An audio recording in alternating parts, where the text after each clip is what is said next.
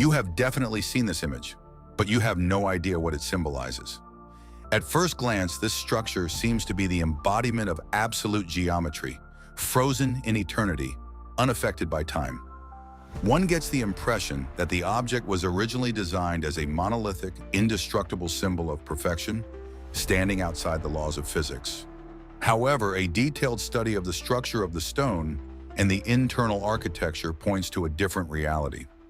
This is not a monument to triumph, but an embalmed chronicle of systemic crisis and desperate engineering improvisation.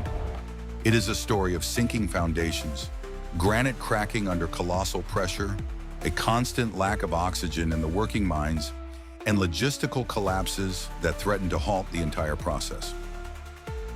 The complex system of internal voids, bridges, and corridors is not merely a ritual labyrinth. It is a necessary engineering response to the growing weight of millions of tons of rock.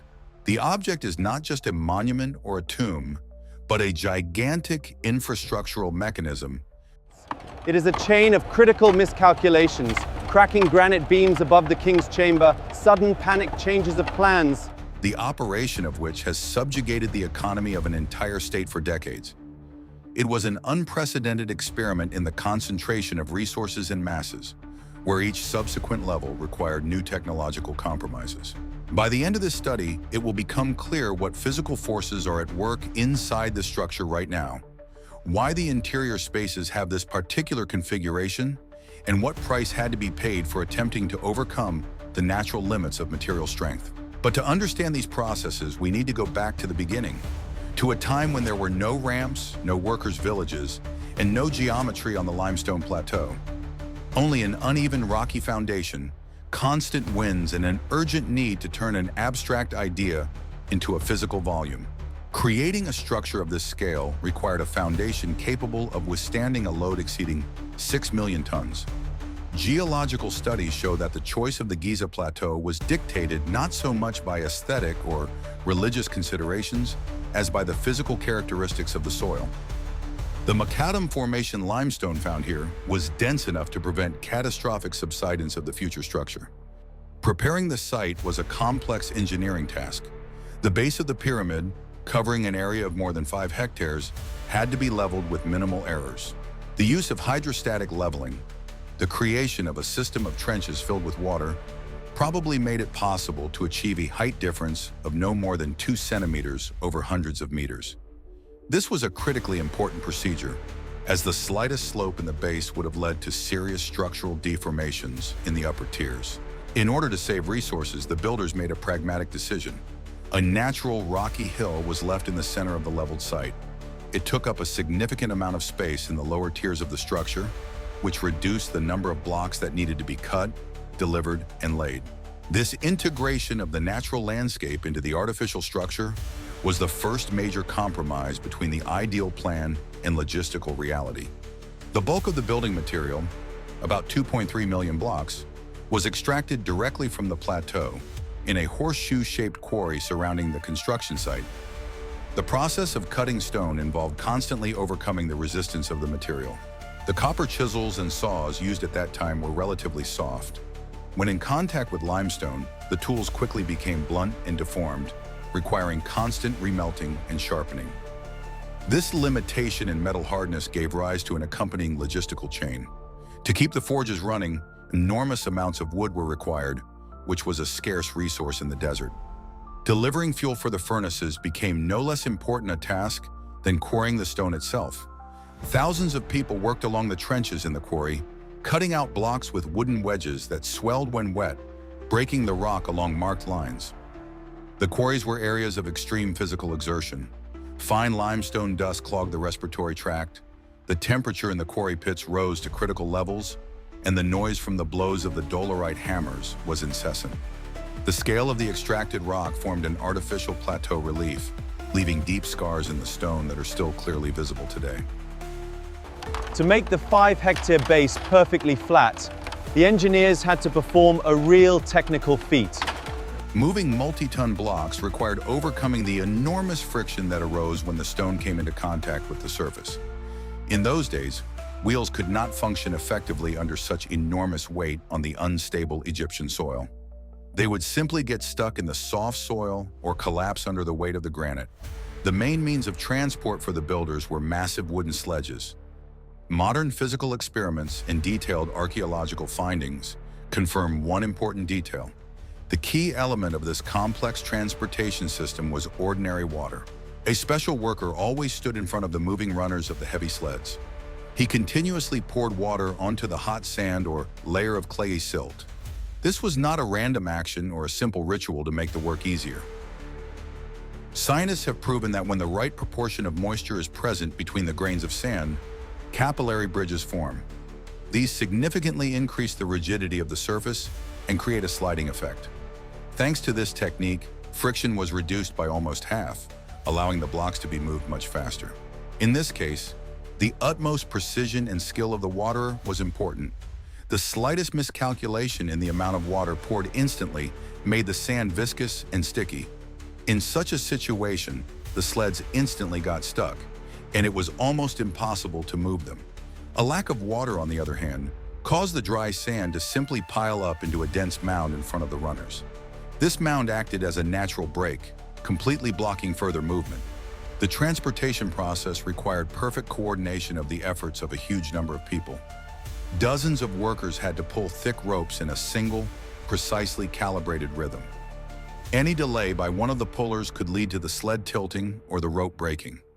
Therefore, supervisors were always present at the sites, setting the pace of movement with claps or songs. Only such coordination made it possible to move loads weighing several dozen tons over long distances. The delivery of high-quality white Turian limestone for the exterior cladding and solid granite for the interior chambers was a separate challenge. These materials were quarried in quarries located far from the construction site. Transporting such volumes of stone by land would have taken decades. Therefore, ancient engineers decided to use the Great Nile River. The annual flooding of the Nile turned into a powerful natural conveyor belt, which greatly simplified logistics. Special man-made canals were built by the builders as close as possible to the border of the Giza Plateau. They formed a complex system of artificial harbors and inland ports. The water allowed heavy barges carrying stone to be brought directly to the foot of the future pyramid. Every small village on the banks of the Nile felt the dry weight of every stone laid. This entire infrastructure of berths and unloading ramps was a unique hydraulic engineering system. It was completely dependent on the seasonal cycles of the river, so the main deliveries were planned strictly for the flood season. At the very beginning of construction, the pyramid was built at a relatively fast pace. This is because the lower tiers required less effort to lift materials to a height. Interestingly, the lower third of the pyramid contains about 70% of its entire colossal mass. The huge area of the base allowed engineers to simultaneously employ a large number of work crews on the site. People could work on different sections of the foundation without interfering with each other. The stone blocks were laid in even horizontal layers, one after the other. The narrow gaps between them were filled with a special gypsum mortar. It is important to understand that this mortar played a special role in construction. It served not so much as a binding agent as a kind of lubricant for heavy stone. While the gypsum remained wet, workers could position multi-ton blocks with millimeter precision. As soon as the mortar hardened, the structure became monolithic and immovable. Stone is not plasticine or modern concrete.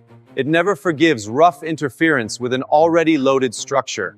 As the height of the structure increased, the logistical burden on the workers grew exponentially.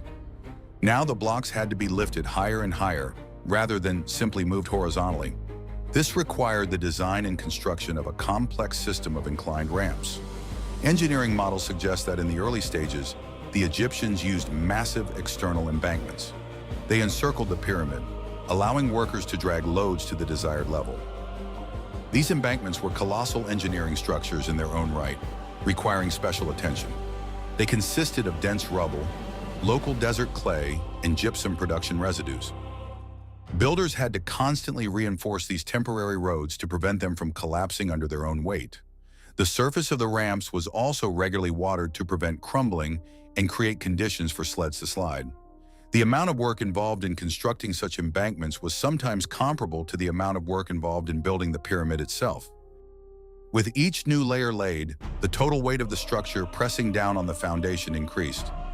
Billions of kilograms of stone began to gradually compact under the influence of gravity. This process was accompanied by microscopic shrinkage of the entire structure, which lasted for years.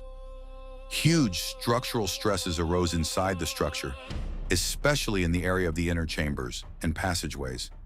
Ancient craftsmen had to take these forces into account so that the pyramid would not collapse under its own weight. The pyramid was formed as a complex and dynamic engineering system. Each new block added inevitably changed the weight distribution of the entire colossal structure. The architects constantly monitored the ground pressure to ensure it remained uniform. Any error in calculations at this stage could lead to skewing or the appearance of dangerous cracks in the granite. Construction required not only physical strength, but also a deep understanding of the laws of physics and mechanics.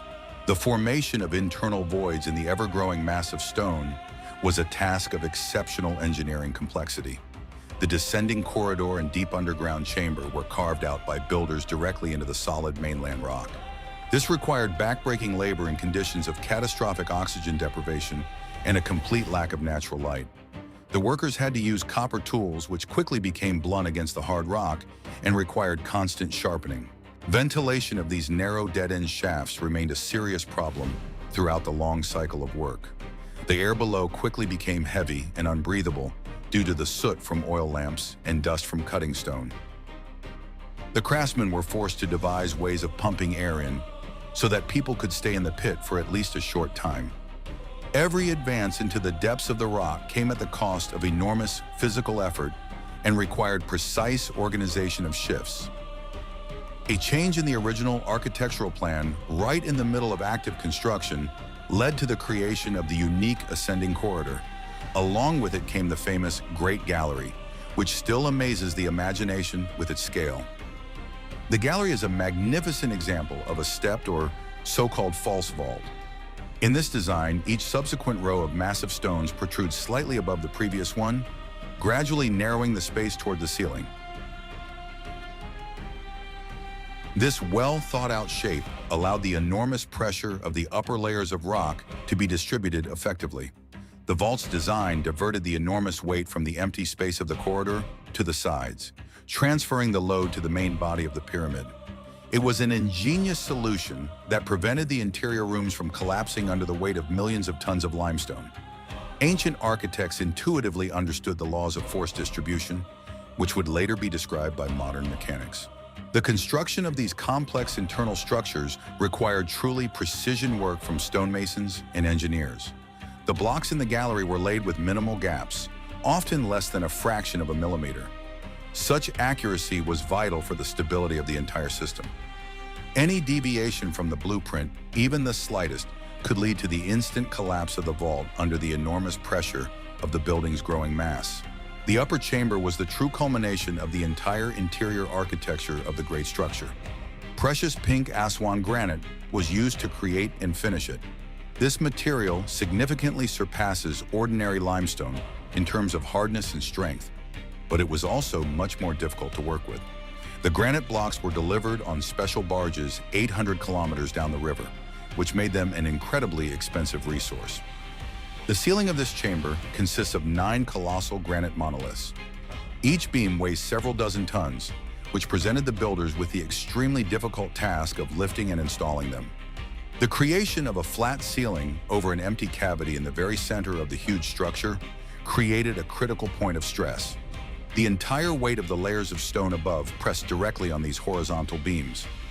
Modern engineering calculations show that millions of tons of limestone above the chamber generated incredible pressure. It was quite capable of simply crushing the flat granite ceiling, turning the chamber into a pile of rubble.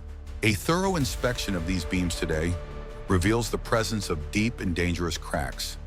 According to leading experts, this damage was caused during the construction phase as a result of the natural settling of the huge building.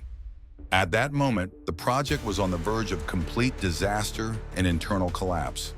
If the builders had not taken urgent measures, the entire central part of the pyramid could have simply collapsed inward.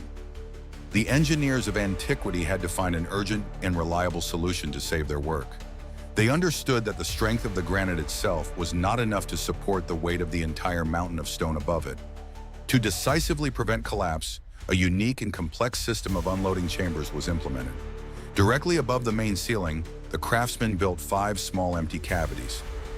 Each of them was covered with additional rows of powerful granite beams, creating a multi-layered protective barrier.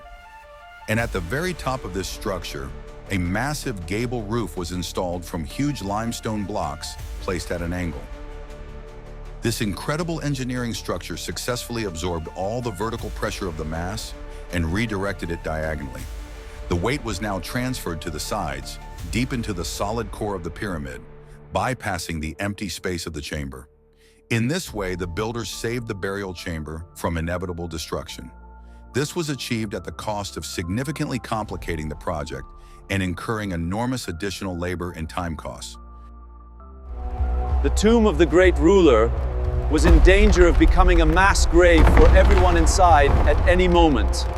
As the Great Pyramid grew in height, the free working space at its top rapidly decreased. This created a bottleneck for the ancient builders in terms of logistics and supply. It became physically impossible to accommodate a large number of work crews simultaneously on the uppermost tiers. There was simply not enough space to install massive lifting mechanisms or large levers. Many people wonder how exactly the blocks were delivered to such a great height. If we assume the use of a straight external ramp, it would have had to be more than 1.5 kilometers long to reach the top. The construction of such an embankment would have required more materials than the volume of the pyramid itself. That is why the theory of a giant straight ramp seems extremely unlikely and impractical to modern researchers. A detailed analysis of the structure indicates a high probability of other engineering solutions being used. Most likely, the architects used spiral or even internal ramps, which were built directly into the structure in the final stages. This allowed loads to be lifted gradually, moving around the perimeter of the building. Such a system saved space and allowed work to continue even at the narrowest top. Because of this rush, the edges of the pyramid acquired a concavity that was barely noticeable to the eye, but technically significant. Due to serious logistical constraints, the average size and weight of the stones on the upper tiers was significantly reduced. Lifting huge 2-ton blocks to a height of more than 100 meters became not only difficult, but also deadly dangerous. The masons switched to using smaller elements that were easier to move in confined spaces. This allowed them to maintain the pace of work despite the increasing complexity. Working conditions at such a great height were extremely difficult for ordinary people. The workers were constantly hampered by strong gusts of wind and the scorching Egyptian sun, from which there was nowhere to hide. The extremely limited space for maneuvering and the very steep angle of inclination made each stage of the installation a risky business. Any carelessness could lead to the block falling or the death of an entire team. The overall speed of construction inevitably slowed down at this final stage. Now, each cubic meter of the structure required a disproportionately large amount of time and human effort compared to the base. Builders spent hours precisely fitting a single small stone that would have taken minutes to lay at the bottom. The final meters of the pyramid became a real test of endurance for the entire civilization. The final stage in the formation of the ideal geometric volume was the installation of dazzling white-facing slabs. These blocks of Turkish limestone were first laid in steps, forming a rough outer shell. Then the craftsmen proceeded to their final processing, chipping away the excess stone from top to bottom. This process went hand in hand with the gradual dismantling of temporary scaffolding and auxiliary ramps. The chiseling process required the highest precision and a keen eye from the stonecutters. They had to create a uniform and perfectly smooth surface across the entire huge area of the faces. At the same time, it was important to strictly adhere to the specified angle of inclination, which was approximately 51 degrees.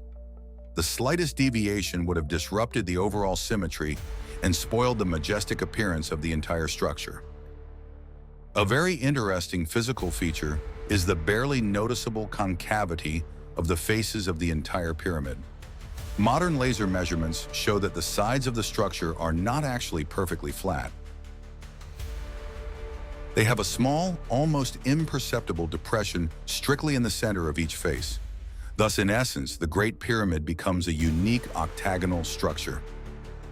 Researchers still argue about the reasons for such an unusual engineering solution. Some suggest that it was done deliberately to provide additional stability for the heavy-facing slabs. This shape could have prevented them from sliding down under their own enormous weight. Other scientists believe that the concavity was the result of natural displacement and slow shrinkage of the inner core over time. In its original form, the smooth white surface of the pyramid must have reflected the sunlight brightly. On clear days, this created a powerful optical effect, and the monument literally shone on the horizon. However, it is important to remember that this magnificent external form was only a thin and beautiful shell. It hermetically sealed the entire internal structure, hiding technological gaps and rough blocks. Underneath the layer of white limestone was a pragmatic system of stones of various sizes, rubble, and mortar. The cladding served not only for beauty, but also protected the inner core from the destructive effects of wind and sand. Thanks to this protection, the pyramid was able to stand for thousands of years, retaining its shape to this day. Meticulous finishing transformed the giant mountain of stone into a perfect symbol of eternity. The official completion of all construction work required the Egyptians to carry out another large-scale operation. Now it was necessary to completely dismantle all the temporary infrastructure that had grown up around the pyramid over the years.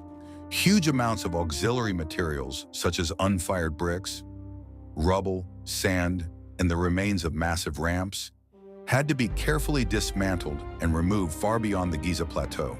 The process of completely clearing the area was an incredibly difficult and laborious task. In terms of the number of people involved and the effort expended, it was comparable to a large modern earthworks project. Thousands of workers had to clear the base of the structure to reveal its true appearance and majestic scale to the world. Only after all the embankments had been removed did the pyramid appear in its finished, clean form. Immediately after construction was completed, and according to some sources even during the work, the structure began to experience serious residual deformation. The colossal weight of the building continued to seek a state of perfect balance on the solid rock foundation. There was a gradual consolidation of the gypsum mortar that was laid deep in the core of the pyramid. This led to the building slowly settling under its own weight. Inside the structure, inevitable micro-displacements of individual blocks occurred. These processes were accompanied by the emergence of periodic internal stresses that could last for decades. The building literally adapted to its monstrous weight, adjusting to the features of the terrain. The stones slowly rubbed against each other, filling the smallest voids and creating a monolithic, stable system. The dull sounds of cracking stone and the creaking of heavy structures settling probably often accompanied the early years of this structure's existence. But despite the frightening noises, the structure successfully withstood this enormous load. This was only possible because the pyramid was not an absolutely rigid monolith. Ancient engineers built a certain degree of flexibility into the design. Thousands of small technological gaps, filled with soft mortar and fine gravel, acted as effective shock absorbers. They allowed the giant building to breathe and smoothly distribute the resulting stress throughout the entire structure. Thanks to this design trick, it was possible to avoid fatal structural breaks along the outer contour. The pyramid gained the incredible strength that allowed it to stand for thousands of years. Today, this great structure is completely devoid of its original protective shell, which once shone in the sun. The white-facing slabs were partially destroyed by strong earthquakes in past centuries. Later, they were dismantled by local rulers and used as ready-made material for urban construction in Cairo. What we see before us now is only a stepped and weathered core. Before our eyes is a bare structural frame that was once hidden from view. However, even without its cladding, the structure retains its power and continues to amaze researchers. Various physical processes are still actively taking place inside the massive stone body. The pyramid is not a dead object, it continues to interact with its environment. Constant fluctuations in air temperature and humidity levels lead to the formation of salt deposits on the walls of the inner chambers. These salts gradually seep through the stone, slowly but surely destroying the structure of the ancient limestone. Scientists are constantly looking for ways to combat this chemical process in order to preserve the interiors of the rooms. Every crack in the walls is under the close attention of specialists. Particular attention is paid to the granite beams in the upper chamber. which were damaged during construction. The pressure of the multi-ton vault has not disappeared. It still presses down on the ceilings with enormous force. This load was only stabilized by a unique unloading system more than 4,500 years ago. Engineers are making sure that this fragile balance is not disturbed today. The current physical condition of the structure can be described as a state of dynamic equilibrium. It is maintained solely by the forces of gravity and friction between millions of stone blocks. The stone is gradually undergoing natural erosion due to the effects of wind and occasional rain. The internal shafts now require artificial ventilation systems to cope with the humidity brought in by crowds of tourists. The pyramid continues to exist as a complex geological and engineering formation. It wages its endless battle against time and its own incredible weight, resisting destruction. Each year of research brings new data on how this structure maintains its integrity. We see before us a great monument to human genius, which was able to outsmart nature itself. Today, a tour of the plateau reveals a structure that is radically different from the original design. The pyramid is no longer a perfectly smooth geometric body. It is an exposed working mechanism, weathered by the winds and stripped of its functional shell. The external stability of the object was achieved through an unprecedented strain on technological and human resources. Each stage of construction revealed new physical limitations, the solution to which required more complex designs and increased costs. Unloading chambers, stepped arches, quarry logistics, all these are elements of adaptation to the colossal weight.